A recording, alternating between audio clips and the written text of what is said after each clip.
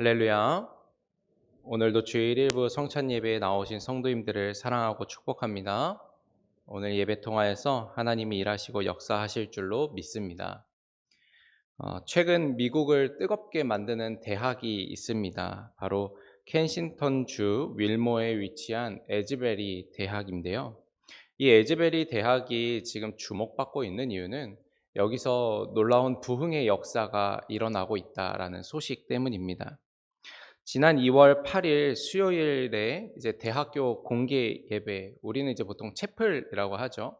채플 예배를 드리던 중에 이 예배 가운데 강력한 성령의 임재가 있었습니다. 그리고 예배가 마친 뒤에도 몇몇의 학생들이 예배당을 떠나지 않고 계속해서 찬양하고 기도하며 예배의 자리를 지키게 되었습니다.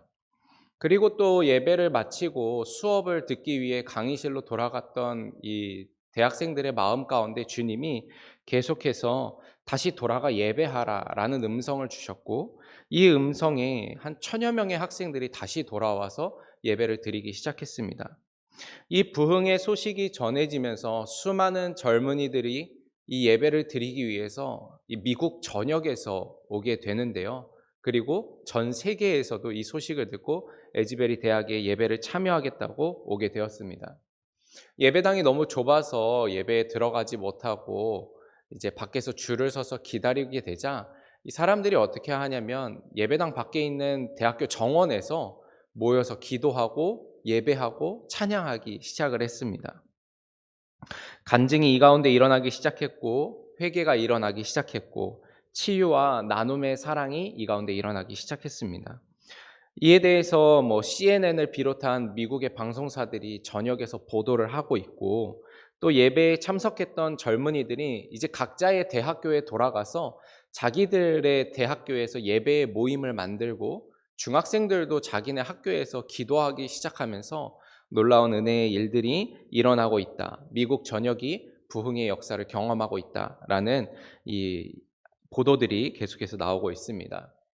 2월 8일부터 이제 26일 오늘까지 약 18일간의 예배가 한 번도 쉬지 않고 계속해서 이어져 오고 있었는데, 이제 일상의 삶을 좀 회복해야 된다라는 이야기 때문에 이번 주일을 기점으로 공개 예배는 종료를 한다고 합니다. 그러면서 이 예배를 이끌었던 에즈베리 대학의 청년들이 이 큰 부흥의 역사가 미국 교회 가운데 계속해서 이어져 가고, 그리고 우리가 알다시피 미국의 교회가 많이 침체되어 있었는데 다시 부흥의 역사가 일어나길 소망한다라는 마음을 가지고 기도하고 있다고 합니다. 에즈베리 대학에 대한 소식을 듣고 또 이 대학에 대해서 알아보면서 저도 이제 좀 처음 알게 된 사실인데, 에즈베리 대학이 감리교 대학이더라고요. 이 미국 감리교의 선구자였던 프랜시스 에즈베리 감독의 이름을 따서 지은 대학이고요.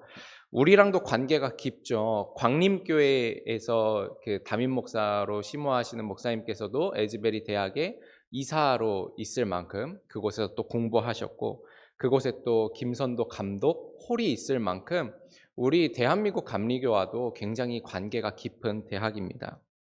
이런 뜨거운 부흥이 감리교 안에서 일어났다는 것이 참 감사하면서도, 또 우리 대한민국에서도 감리교를 통해서, 그리고 그 중에서도 우리 광희문교회를 통해서 부흥이 일어나기를 소망해 보게 됩니다. 에즈베리 대학의 뜨거운 부흥에 관한 소식을 듣고 어떻게 이런 역사가 일어날 수 있을까 한번 생각해 보게 되었습니다. 그러면서 한 가지 깨닫게 된 것은 이 예배 가운데 하나님과 예배자 사이에 아주 깊은 상호작용이 있었겠다라는 생각입니다. 상호작용이란 무엇입니까? 서로에게 영향을 주는 것입니다. 한쪽에서 일방적으로 무언가를 전달하고 영향을 끼치는 것이 아니라 서로가 서로에게 영향을 끼치고 무언가를 전달하는 거지요. 저는 여러분과 예배란 하나님과의 만남이다라고 나누었습니다. 그렇습니다. 예배란 하나님과의 만남이지요. 그런데 이 만남이 의미가 있고 이 만남을 통해서 무언가 일어나려면 상호작용이라는 게 꼭 필요합니다. 사람과 사람 사이에도 그렇죠. 너와 내가 만나서 서로 간에 무언가 주고받아야 관계가 형성이 되고 서로에게 영향을 끼치게 됩니다.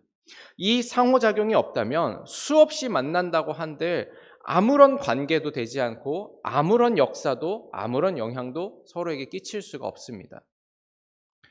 출근길에 매일같이 만나는 사람들이 있지요. 그 사람도 출근을 하기 때문에 이상하게 같은 버스를 매번 같이 탄다거나 같은 지하철을 타는 사람이 있습니다. 자주 보게 되는 사람이 있거든요. 그 사람 거의 매일같이 만나지만 서로에게 영향을 줍니까? 주지 못하죠.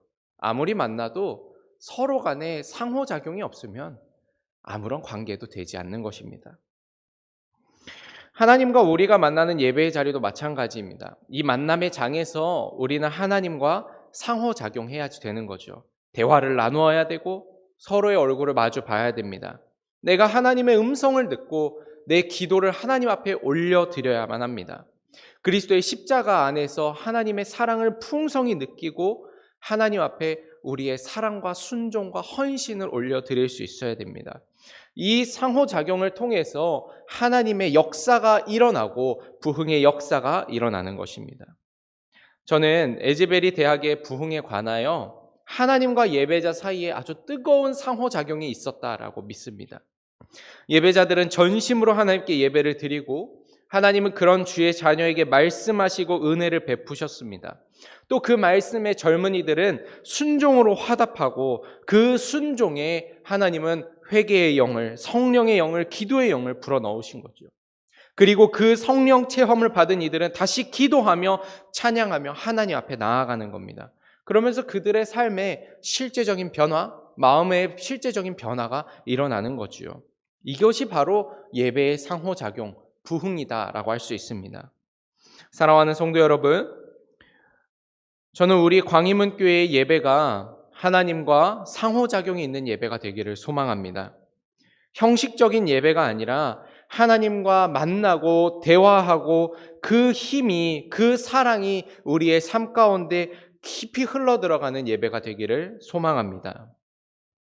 이와 같은 소망을 가지고 오늘 함께 살펴볼 본문은 노아의 예배에 관한 이야기입니다.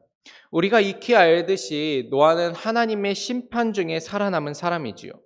하나님은 온 인류의 죄를 보시고 한탄하십니다. 그리고 물로 심판하기로 하시죠. 하나님은 어느 날 노아에게 방주를 지으라고 명령하셨습니다. 그리고 그 방주가 완성된 뒤에 온 땅의 짐승과 새들을 이끌어서 방주에 타게 하십니다. 그리고 노아의 나이 600세가 되던 해에 이 모든 짐승이 방주에 들어가고 난 뒤에 이제 하늘에서 비가 내리기 시작하고 땅에서 물이 터지기 시작을 합니다. 그렇게 온 세상의 모든 것이 물로 인해서 심판을 받게 되지요. 창세기 7장 21절에서 23절에 땅 위에 움직이는 생물이 다 죽었으니 곧 새와 가축과 들짐승과 땅에 기는 모든 것과 모든 사람이라 육지에 있어 그 코에 생명의 기운에 숨이 있는 것은 다 죽었더라. 지면의 모든 생물을 쓸어버리시니 곧 사람과 가축과 기는 것과 공중의 새까지라. 이들은 땅에서 쓸어버림을 당하였으되 오직 노아와 그와 함께 방주에 있던 자들만 남았더라. 이처럼 성경은 모든 것이 죽었고 노아의 방주에 탄 이들만이 구원을 얻었다라고 이야기를 합니다. 그렇게 노아의 방주에 들어간 지 1년이 넘도록 온 세상은 물이 가득하였고 이제 오늘의 본문에 와서 노아는 마른 땅으로 발을 내딛게 되었습니다.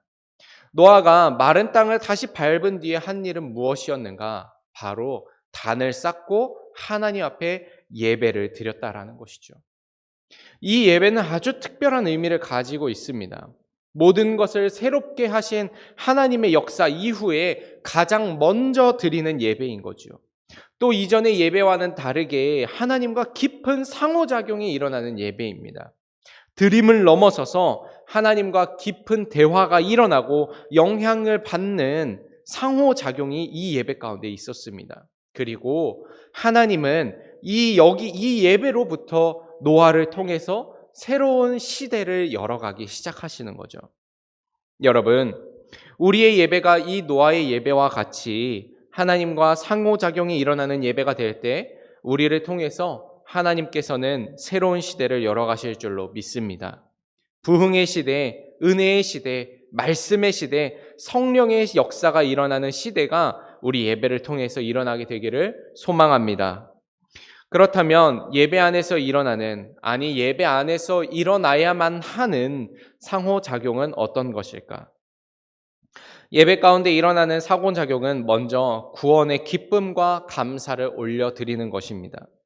노아는 방주에서 나온 뒤에 가장 먼저 제단을 쌓고 정결한 동물 중에서 몇을 취해 번제를 올려드립니다. 20절에 보니까 노아가 여호와께 제단을 쌓고 모든 정결한 짐승과 모든 정결한 새 중에서 제물을 취하여 번제로 제단에 드렸더니, 이전에 방주에 동물을 실을 때 정결한 짐승과 정결한 새들은 각 7쌍씩 암수를 태우도록 하였습니다. 그 중에서 노아는 이제 선택해서 짐승을 잡아 하나님께 올려드리는 거죠. 특별히 성경은요, 이 제사가 단순히 예배다, 제사다라고 표현하지 않고 레위기 1장에 나오고 있는 번제라는 단어를 이곳에 사용하고 있습니다. 다시 말하면 노아의 제사는 이 레위기에 나오는 번제와 같은 의미와 같은 고백을 가지고 올려드린 제사였다라는 거죠. 여러분, 그렇다면 번제는 무엇입니까? 번제는 하나님 앞에 우리의 죄를 고백하고 정결함을 받는 것입니다. 그리고 그 죄의 용서를 받는 제사이지요. 그래서 레위기 1장에서 이렇게 말합니다. 1장 4절에 보니까 그는 번제물의 머리에 안수할지니 그를 위하여 기쁘게 받으심이 되어 그를 위하여 속죄가 될 것이라. 레위기에서는 번제물을 통해서 속죄를 받는다라고 이야기를 하고 있습니다. 번제로 말미암아 하나님은 우리의 죄를 용서해 주시고 구원의 은혜를 베풀어 주시는 거죠. 다시 말해 노아가 드린 번제의 의미는 무엇인가? 우리의 죄를 용서해 주시고 심판날에 구원을 베푸신 하나님께 감사와 기쁨의 제사를 올려드리는 겁니다. 더 나아가 날 구원하신 하나님께 내가 이 짐승의 모든 것을 불태워 올려드린 것처럼 나 자신을 모두 올려드리겠습니다 라는 고백이지요. 그런 의미에서 번제는요, 단순히 제물을 드리는 게 아닙니다. 나 자신을 드리는 것이 바로 번제입니다.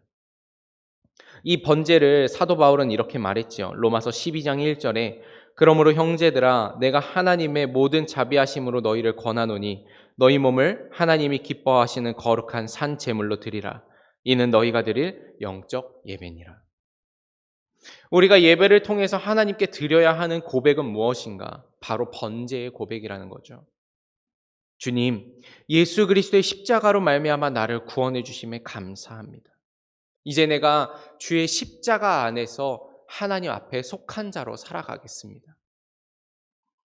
여러분, 우리는 정말로 이 구원의 은혜에 감격하여 예배를 올려드리고 있습니까? 여러분은 정말로 예수님께서 십자가의 보혈로 나를 구원해 주셨다는 것을 믿습니까? 십자가의 은혜가 노아의 때와 같이 심판날에 나를 살리시는 능력이 됨을 정말로 여러분은 믿고 있습니까? 언젠가부터 교회는 이 복음의 근원을 잃어버린 것 같다는 생각이 듭니다. 십자가에 대한 이야기는 없어지고 언젠가부턴가 성경 속에서 인생을 잘 살아보기 위한 방법을 연구하고 있다라는 마음이 듭니다. 어떻게 하면 감정을 잘 조절할 수 있을까? 어떻게 하면 부부 사이가 좀 좋아질까? 어떻게 하면 가정이 좀 더 화목해질까? 직장에서 인정받을 수 있을까? 사업이 성공할 수 있을까? 성경에서 이런 원리들을 찾아서 공부하고 연구하고 적용하는 것에만 몰두하고 있는 것은 아닌가 하는 생각이 드는 거죠. 그런데 여러분, 성경이 정말로 말하고 싶은 게 무엇입니까? 예수 그리스도의 십자가로 말미암아 우리가 구원을 받았다라는 이야기입니다. 우리는요, 여기서 시작해야 되는 거죠. 여러분, 예배의 자리는 세상적인 지혜를 얻는 자리도 아니고 뭔가 깨달아가는 자리도 아닙니다. 나를 구원하신 그 예수 그리스도의 십자가 앞에 나아가며 감사하며 감격하며 기뻐하는 자리라고 하는 거죠. 여러분, 우리 오늘은 이 구원의 은혜에 다시 묵상하고 다시 기뻐하며 감사합시다. 노아와 같이 심판 앞에서 구원해 주신 하나님께 감사를 올려드립시다. 그리고 구원받은 백성으로 새 시대를 살아가기로 결단하는 우리가 됩시다. 예배의 자리에서 우리가 하나님 앞에 올려드릴 말은 아니 정말로 드려야만 하는 말은 바로 이것이죠. 하나님 감사합니다. 나를 구원하신 예수 그리스도의 십자가 은혜 감사합니다. 내 삶을 모두 드려 그 구원의 은혜에 합당한 삶을 살아가겠습니다. 여러분, 이 고백을 오늘 하나님께 올려드리는 저와 여러분이 되기를 축복합니다. 두 번째, 예배 가운데 일어나는 상호작용은 바로 하나님의 놀라운 사랑을 받는 것입니다. 노아는 하나님께 단을 쌓고 번제를 드렸습니다. 21절에 보니까 하나님은 그 제사를, 그 번제를 기뻐 받으셨다고 하시지요. 그리고 난 뒤에 9장에 가니까 하나님이 놀라운 말씀을 주시는데요. 9장 1절입니다. 하나님이 노아와 그 아들들에게 복을 주시며 그들에게 이르시되 생육하고 번성하여 땅에 충만하라. 우리는 이 하나님의 말씀을 익히 들었습니다. 바로 하나님께서 처음 지으신 아담에게 축복하며 주신 말씀이었지요. 창세기 1장 28절에 하나님이 그들에게 복을 주시며 하나님이 그들에게 이르시되 생육하고 번성하여 땅에 충만하라. 땅을 정복하라. 바다의 물고기와 하늘의 새와 땅에 움직이는 모든 생물을 다스리라 하시니라. 하나님은요, 이미 아담에게 주신 그 축복을 노아에게도 동일하게 주십니다. 더불어 아담에게 주신 그 사명을 더불어 노아에게도 동일하게 주시는 것을 우리가 보게 되지요. 저는요, 이 말씀에서 하나님의 믿을 수 없는 사랑을 느꼈습니다. 여러분, 한 번 말해주는 것은 사명입니다. 그것은 지시이고 명령이지요. 그런데 여러분, 똑같은 말을 2번 말해주고 3번 말해주는 건요, 사명이 아닙니다. 사명을 넘어서는 겁니다. 그건 사랑입니다. 심지어 여러분, 노아 이전의 인류는 하나님의 사명을 저버리고 죄를 범한 사람들이었습니다. 하나님의 심판을 받기까지 죄가 가득했었습니다. 그런 인간에게 하나님은 똑같은 사명을 동일하게 부어주시는 거예요. 하나님이 기회를 다시 주시는 거죠. 이건 사랑입니다. 여러분 한번 생각해 보십시오. 사랑이 없으면 똑같은 말을 계속할 수가 없습니다. 한 번은 알려줘야죠. 너가 어떻게 해야 한다. 무엇을 해야 한다. 한 번은 알려줄 수 있습니다. 그러나 똑같은 일에 대해서 2번, 3번, 4번 반복해서 알려주는 건 사랑이 없으면 할 수가 없습니다. 이 사람 말 안 듣네. 안 봐야지. 그렇게 되지 않습니까? 그런데 하나님은 노아에게 똑같이 동일하게 말씀해 주시고 계신다라는 거죠. 이건 무엇이냐? 바로 이 예배를 드리는 가운데 하나님의 크신 사랑을 노아에게 알려주시고 부어주셨다라는 거죠. 노아가 예배 중에 하나님의 그 사랑을 깊이 체험합니다. 경험합니다. 마음에 가득히 채워 나아가는 거죠. 여러분, 우리가 이 예배의 자리에서 경험하는 것은 무엇입니까? 바로 하나님의 사랑입니다. 우리가 죄 가운데 빠져 있었으나 다시 우리를 붙잡으시고 다시 일으켜 세우시는 그 사랑을 우리는 이곳에서 경험하게 되는 거죠. 죄로 인해 죽어야 할 우리에게 하나님이 다시 생명을 불어넣으시고 사랑으로 안아주시는 은혜를 우리는 경험합니다. 그 경험의 자리가 바로 예배의 자리입니다. 앞서 나눈 에즈베리 대학교의 부흥이 시작된 첫 예배의 설교가 있는데요. 그 설교의 마지막에 나눈 이야기는 다른 게 아니었습니다. 하나님의 사랑이 부어지기를 간구하는 것이었습니다. 설교를 나누시면서 그 목사님이 뭐라 그러시냐면 하나님의 사랑이 여러분 가운데 부어져야 됩니다. 하나님의 사랑이 여러분 가운데 부어져야 됩니다. 세상은 이 하나님의 사랑을 체험하고 하나님의 사랑이 부어진 자들이 필요합니다. 이런 이야기를 했었습니다. 그리고 그 가운데 전심으로 예배했던 이들에게 정말로 하나님의 사랑이 부어지기 시작했던 거죠. 그러면서 부흥의 역사가 일어났던 것입니다. 여러분, 우리는 예배를 통해서 하나님의 사랑을 경험하고 우리의 가슴 가운데 가득히 채워야만 합니다. 하나님의 사랑이 부어지기를 간구하십시오. 하나님의 사랑을 경험하기를 여러분 소망하십시오. 하나님의 긍휼하심과 오래 참으심과 풍성한 사랑이 우리 안에 가득히 부어지기를 기도하십시오. 그 사랑을 전적으로 경험한 성도는요, 이전과는 다른 삶을 살게 될 것입니다. 이 놀라운 은혜를 경험한 성도는 이전의 삶으로 돌아가지 않을 것입니다.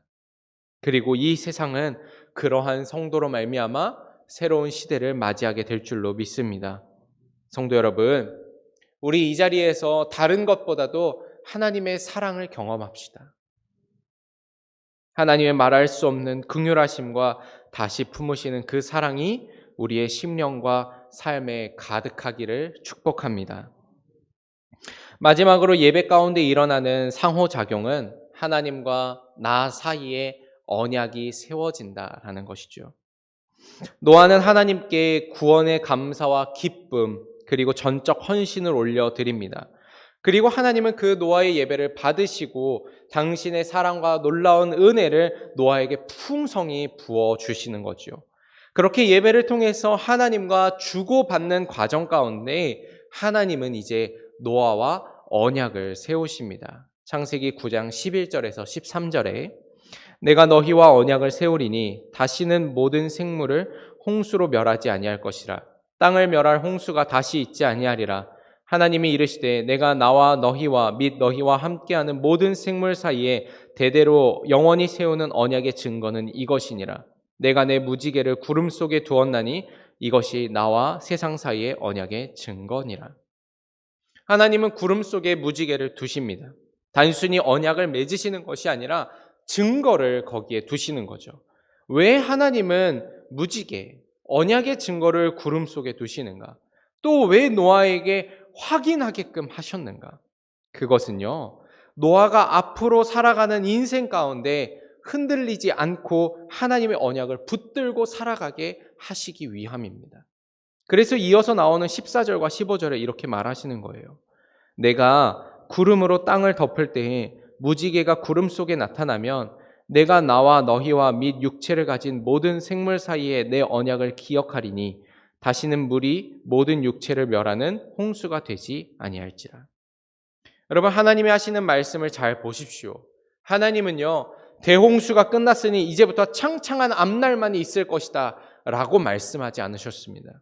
아름다운 햇살이 비치는 날만 있을 것이다 라고 말씀하지 않으셨습니다.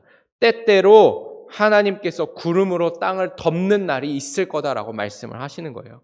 그러나 하나님이 하시는 말씀은 무엇입니까? 구름이 땅을 덮였을 때 너희 두려워하지 말라는 겁니다.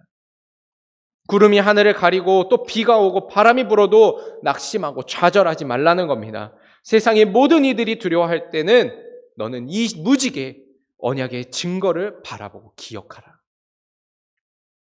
결국 예배를 통해서 하나님이 우리와 언약을 맺으신다는 것은 무엇인가?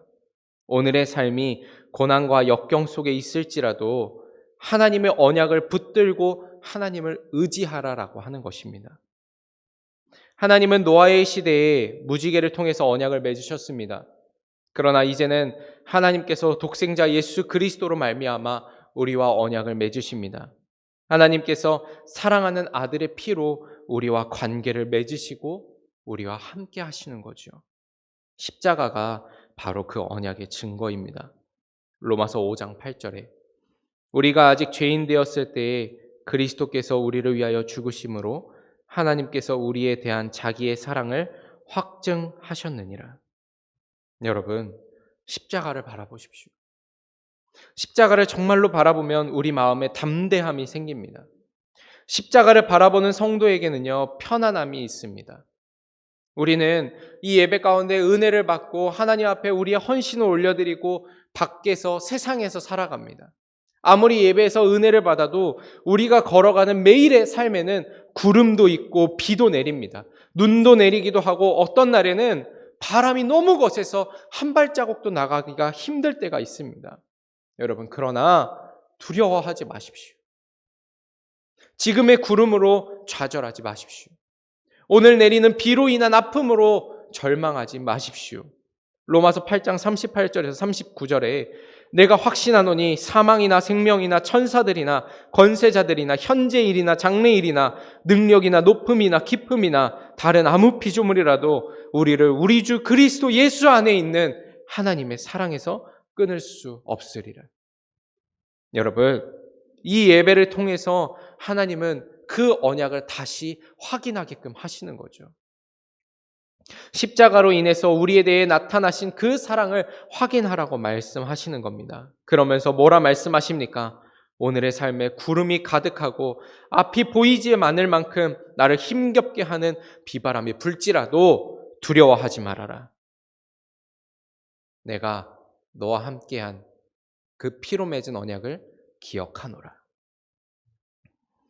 이 땅의 그 어떤 피조물도 하나님의 사랑에서 우리를 끊을 수 없습니다. 하나님은 그 사랑으로 우리와 함께 하시겠다 약속하고 계십니다. 여러분 기억하십시오.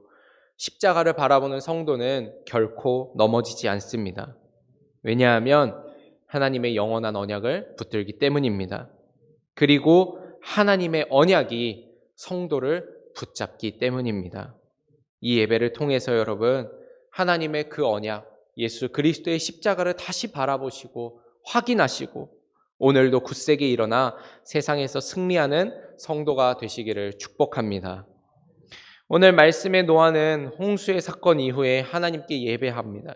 그 예배는 하나님과 만나고 교제하며 더 깊은 은혜 가운데로 나아가는 상호작용이 있었던 예배입니다. 그 옛날 노아가 체험했던 그 예배가 오늘 우리 가운데 일어나기를 소망합니다. 하나님의 구원의 기쁨과 감사를 고백하고 하나님의 놀라운 사랑을 풍성히 받으며 하나님과 십자가로 맺은 언약을 바라보고 오늘의 현실을 이겨내는 저와 여러분이 되기를, 그리고 그런 우리와 광희문교회를 통해서 하나님께서 새 시대를 열어가게 되시기를 축복합니다. 기도하겠습니다.